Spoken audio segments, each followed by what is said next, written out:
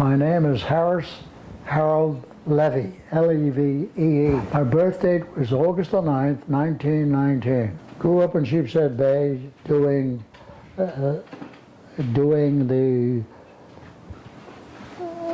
playing a lot of sports, and did go to high school at Brooklyn Technical High School, where I studied to be an engineer.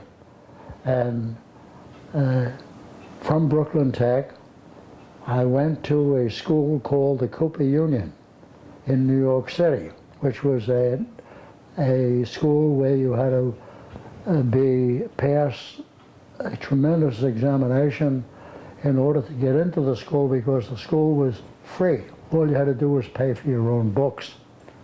And I never finished there because the war came up. But during that time, I was working on, during 1941, when we got December 7th, when we blew up, I was working on a power plant, boiler plants, with a company called Combustion Engineering.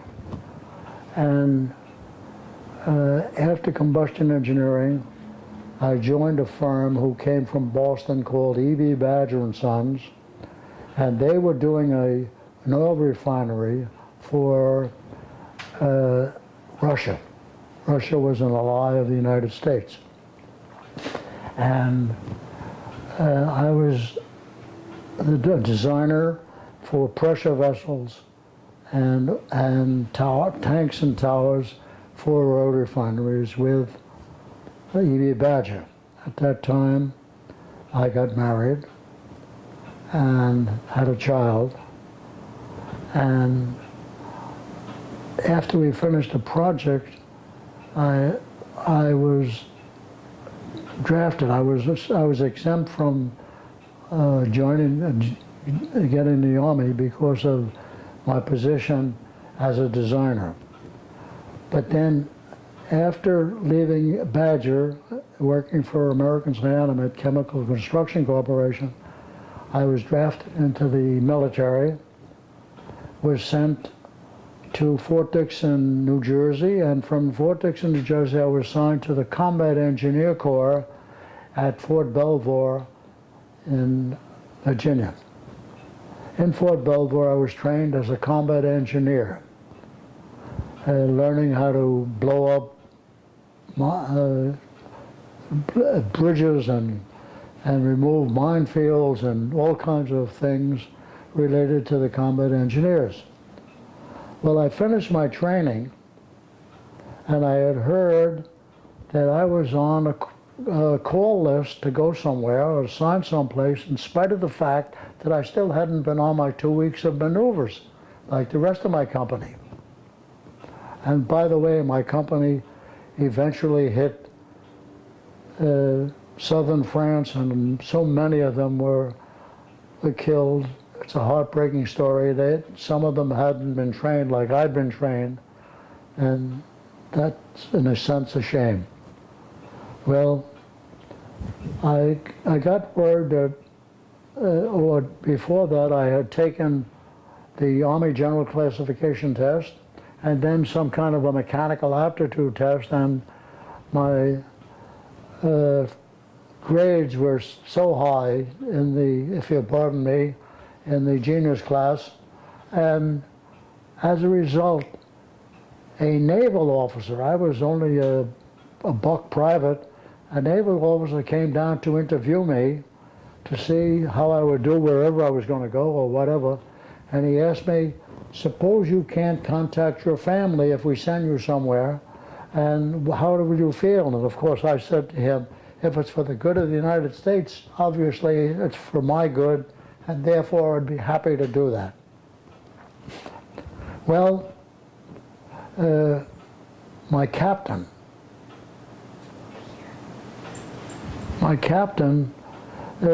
gave me the weekend off to go home to see my wife Pearl, and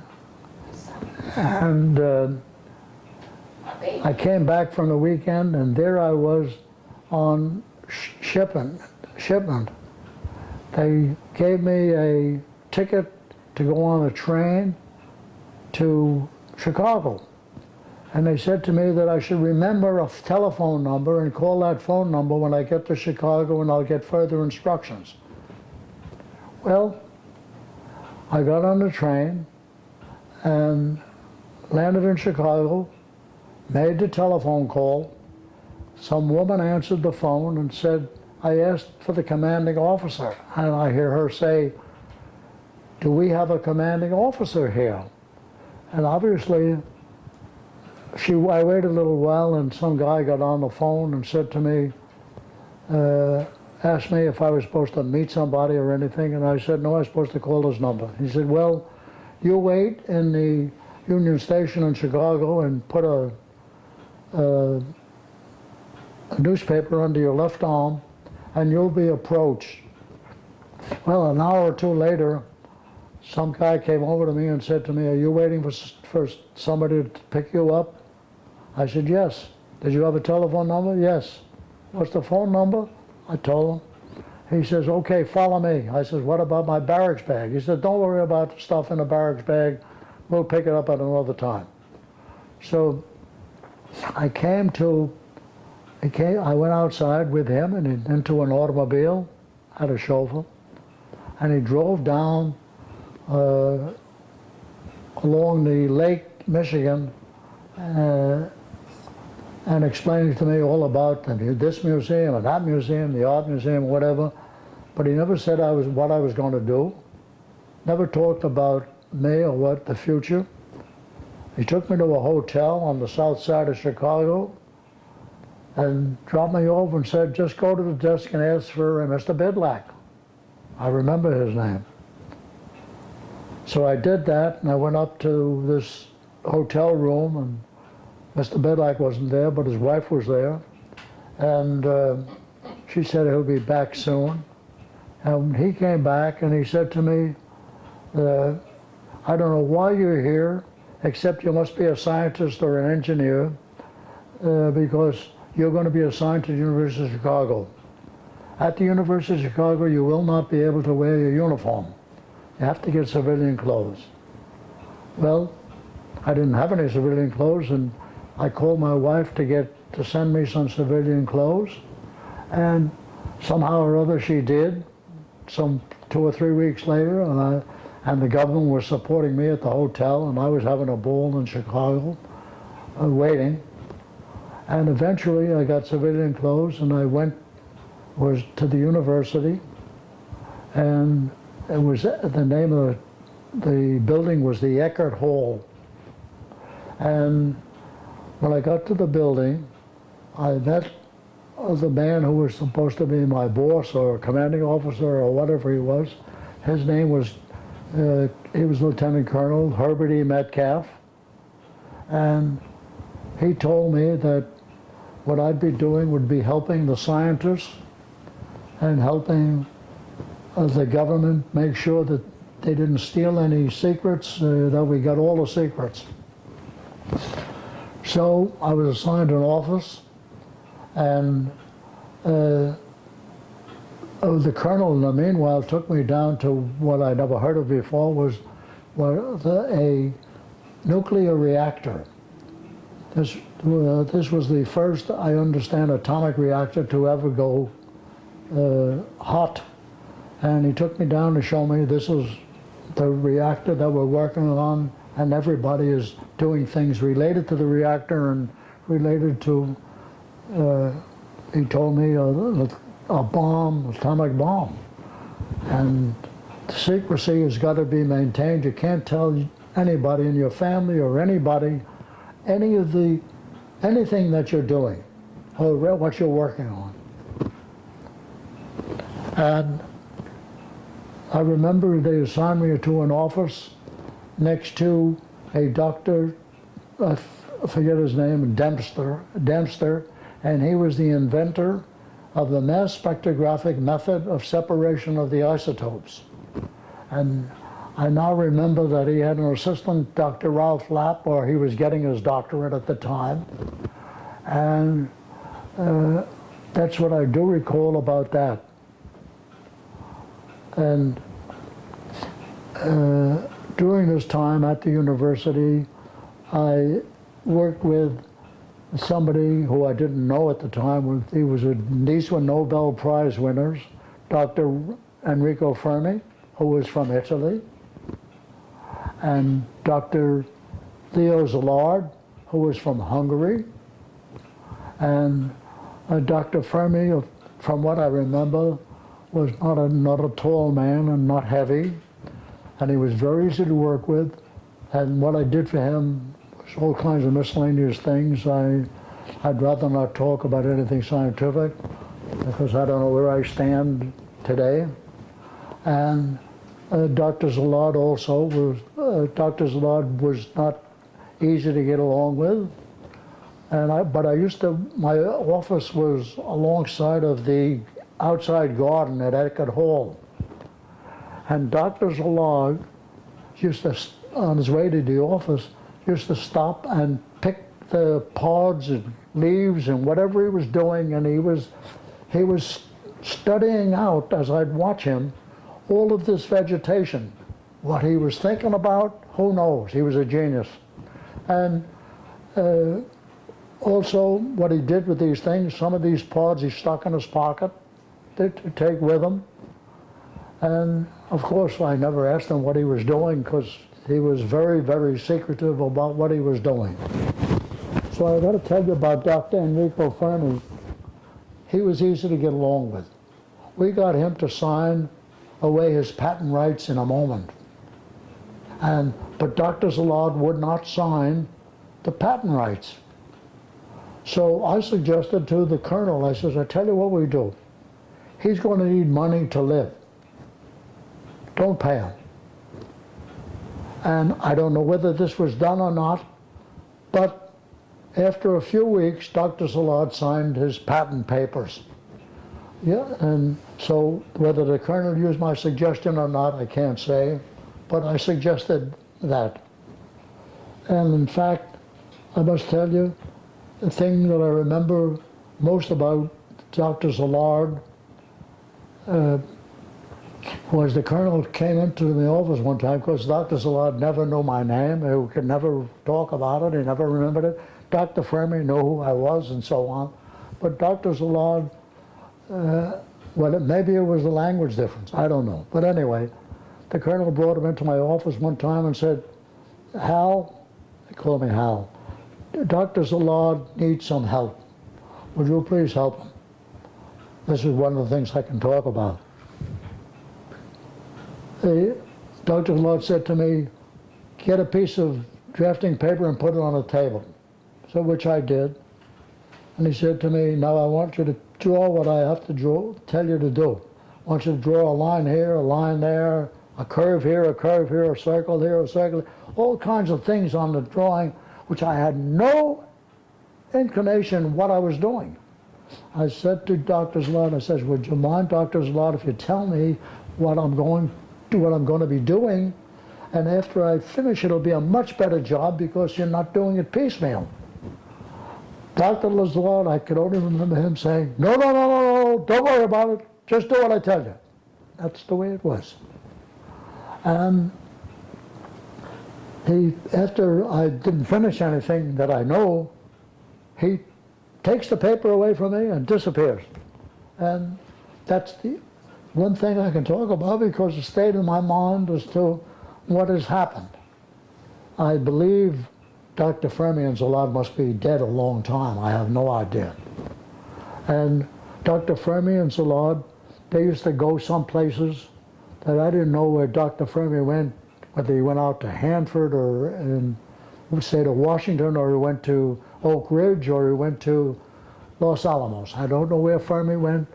I don't think he went with Szilard because I'm not sure, even though they were co-inventors of the atomic reactor.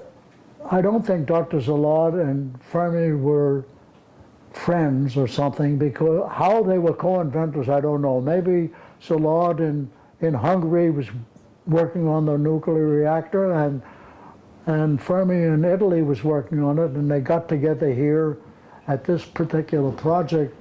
If that's the case, I'm sure whoever you talk to must know this better than I. how they got together, because they weren't two peas in a pod. One was a pea and one was a string bean. But anyway, that's the way it was. I would like to tell you about how the scientists worked at the university, because we didn't have computers in those days. Everything was done on paper, or because we were at the university, we had big blackboards. And the scientists would get together, 2, 3, a bunch at a time, and do all of this mathematical stuff on the blackboards. Well, I only had calculus. I didn't know what they were doing. I could not really tell the colonel what they were working on. I was unfortunate. And the colonel, of course, wasn't even as advanced as I was. So whatever I reported to the colonel, I used to watch them doing what I think I called triple integral calculus, some kind of special stuff. And unfortunately, I couldn't understand exactly what they were doing, but they were doing very high-class physics. And when I was helping on some engineering work and stuff like that. I learned when I got to the university that I was in the Special Engineering Detachment, the SED, which I didn't know.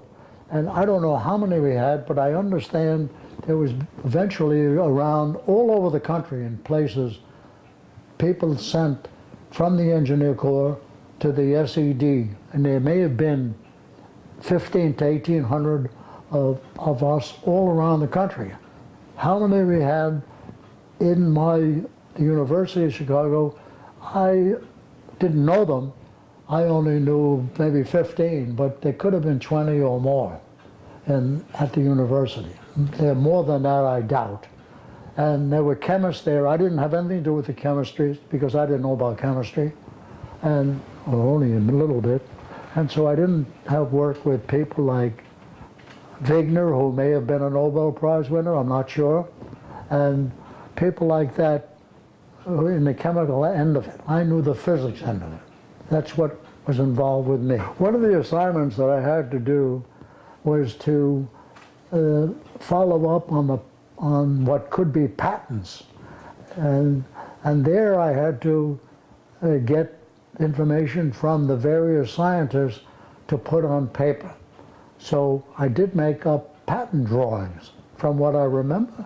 And the patent drawings, what happened to them I can't tell you, but I presume the patent drawings went to the colonel, and the colonel got them to the patent office, or to, oh no, we had there was a guy who was in charge of the colonel, a naval officer by the name of, just hit me, a naval officer by the name of Captain Lavender was in Washington, D.C. Now I remember, the colonel got the stuff to Captain Lavender, and God knows they probably went to the patent office from Captain Lavender.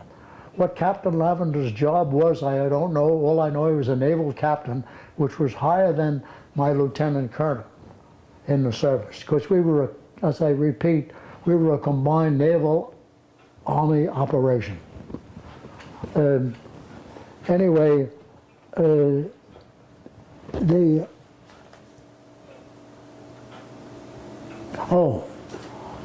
wanted to talk about security in the offices.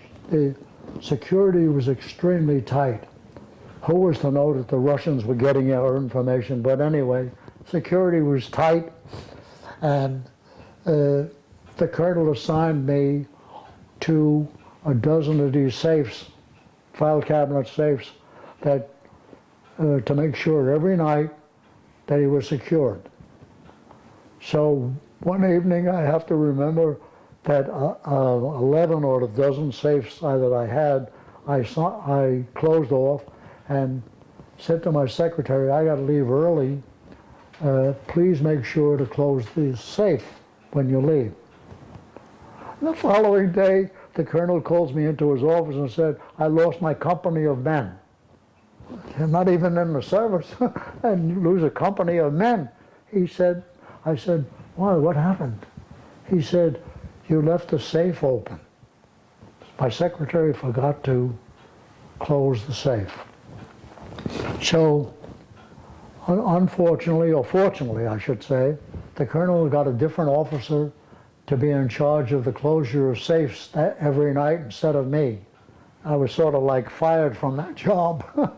Things that I remember having in the safe was a letter from Albert Einstein to President Roosevelt. The letter was very complete.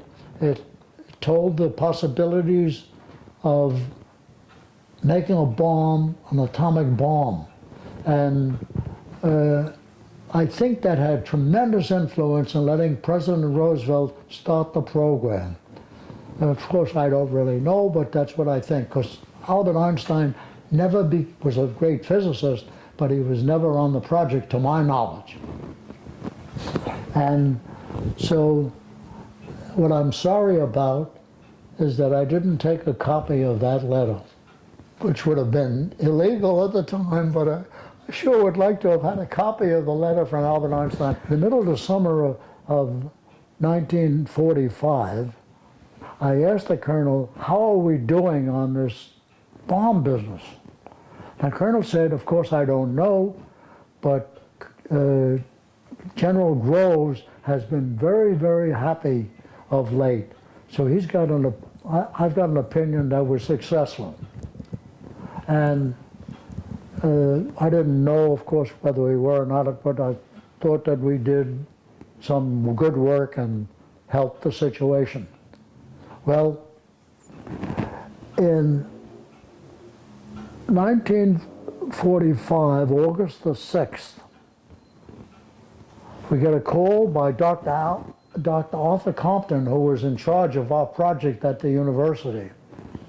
I don't know that he ever won a Nobel Prize. But anyway, he was in charge, and he called us academics. We who had information and working on this stuff were called academics at the university. And called us to the Great Hall in the University of Chicago, and there he made an announcement like we can call up our family and friends or whoever it was and tell them what we've been doing these couple of years that we were working on an atomic bomb, because they had just dropped the atomic bomb on Hiroshima in Japan, and it was successful. And the Enola Gay, I think, was the name of the airplane that dropped the bomb. And so we had this meeting in the Great Hall. I went back, of course, immediately I called Pearl on the telephone and told her, listen to the radio. We had no television. Listen to the radio, and you'll find out what I've been doing these years and the job I've been working on, because you'll hear about the atomic bomb. It wasn't an hour later that Dr. Compton called the academics back to the Great Hall.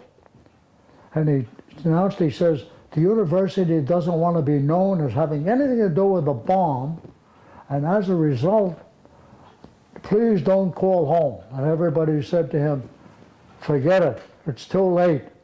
It must have been everybody who was an academic. I don't remember how many there were, but there might have been 100 or 50 or something. And everybody called home to tell whoever they were what they were doing. Well, on my birthday, on August 9th, 1945, another bomb was dropped on the city of Nagasaki in Japan. And we didn't have a meeting with Dr. Compton because there was no reason for that. But I remember the date because it was my birthday.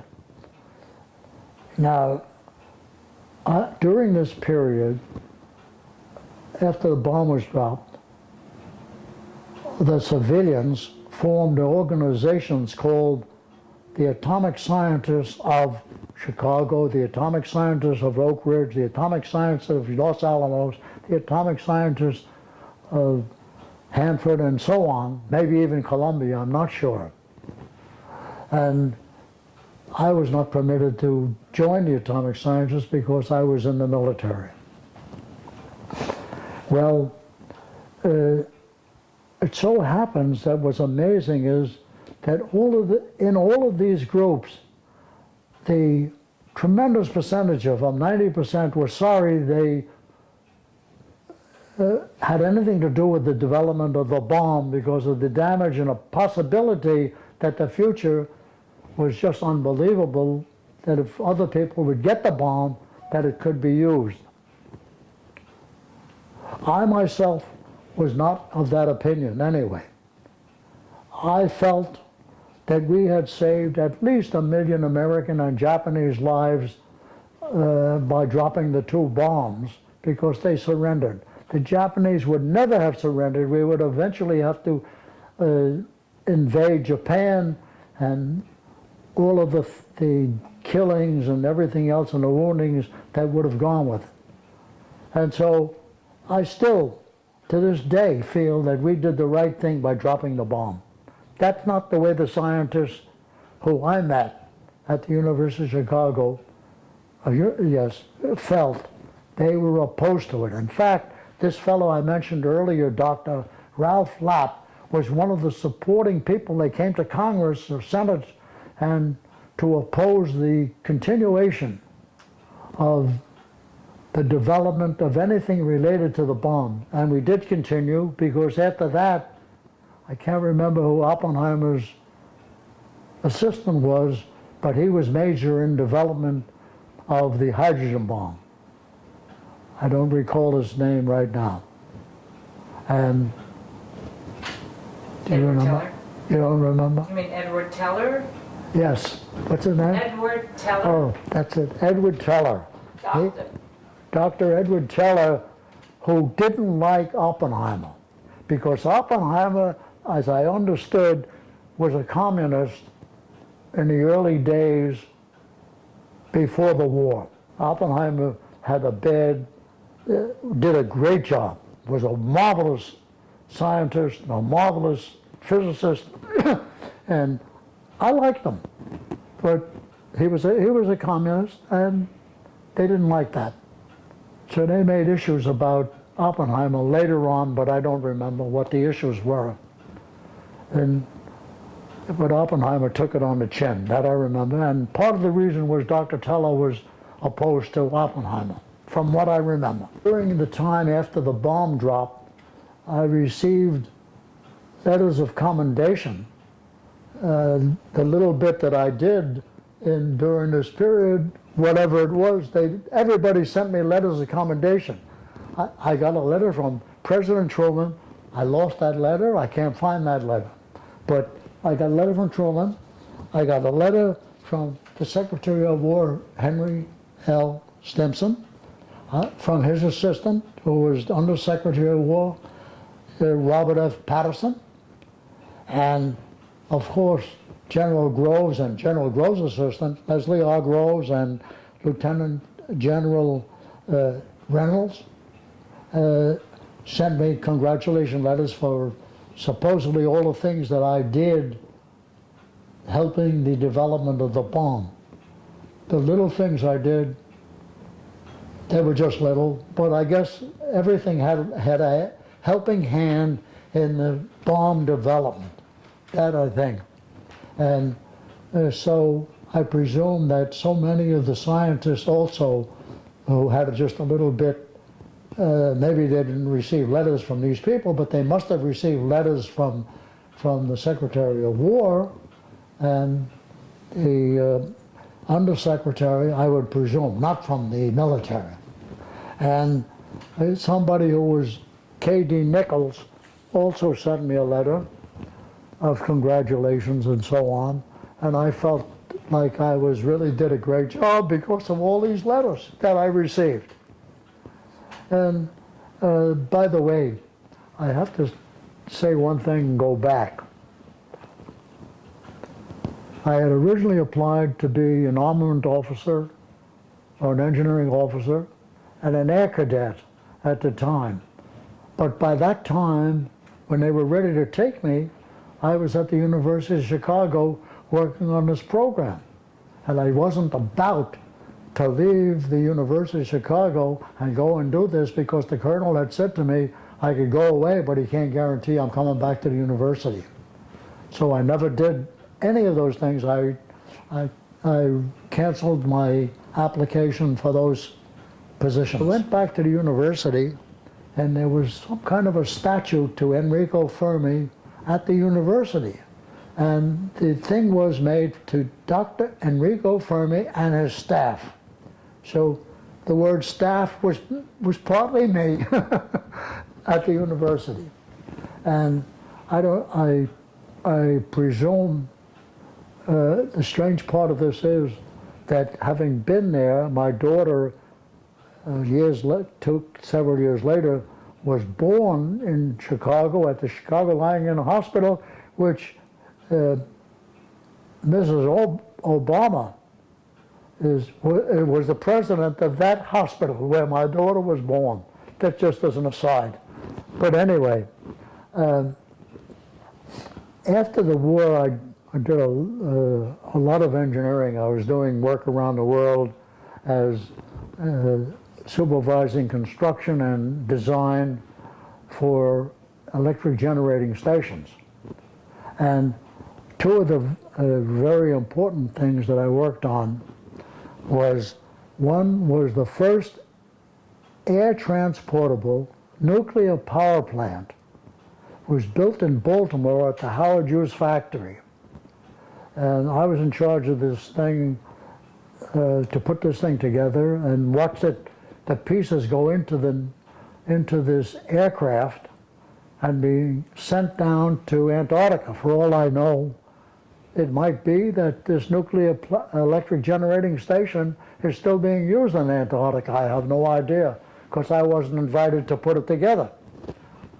And then, of course, later on, and I don't know whether I'm talking about the late 50s, I became involved in West Milton, New York, in supervising construction. I was on the design somewhat, but supervising construction at the General Electric plant in West Milton, New York, of the first pressurized water submarine reactor and submarine without cruise quarters. And while I was there, we finished the construction. I had a couple of assistants or a bunch of people working on it. And I'd been working for a consulting engineering firm out of New York City. That's how I got on this particular job. And Admiral Hyman Rickover was the head of our nuclear submarine fleet. In fact, they called him the father of our submarine fleet, our nuclear submarine fleet. And he was going to come to start up this land-based pressurized water submarine. And when we were ready, and I was worried about it may not start. Suppose it doesn't start, and have Hyman Rickover come there. That would be horror. So I went to the GE general manager, and I said, you know, we should start this thing to make sure it works. He says, we can't do that. Hyman Rickover's got to do that. I says, look, we've got to do this, and I would let me start it. If I hear it buzzing, off we turn it. So I convinced him to start it, and so I went over, and with whatever assistance I needed, I put on the control rods. The thing worked. I shoved them back home. I didn't really shove them. It was all electrically operated, and that was it. Hyman Rickover came to the West Milton, New York plant, and he had an assistant with him, some naval assistant, and he started the nuclear plant, and it all worked. The submarine worked, and after that, of course, was the beginning of our nuclear submarine fleet, since these worked, and so we built them later. Dr. Hyman Rickover never had the courtesy to introduce himself to me, which really surprised me, because on these major jobs that I've been on, everybody of consequence did introduce themselves. And he didn't, but anyway, whatever. Some years later, I heard that his assistant, whether this is true or not, I have no idea. His assistant was a guy named Jimmy Carter, who became the President of the United States. Was on that well smelting job with him. True or not, I don't know. But that's what I was told. Anyway, we did experiment with another kind of nuclear reactor, and it didn't work out good, so we may have made a submarine or two, but I don't remember on that. And that's about what I can remember about the stuff. I did work on a nuclear plant, but not the nuclear part of it, back in South Carolina for this plant. It was a big nuclear generating station, but I had nothing to do with the nuclear portion.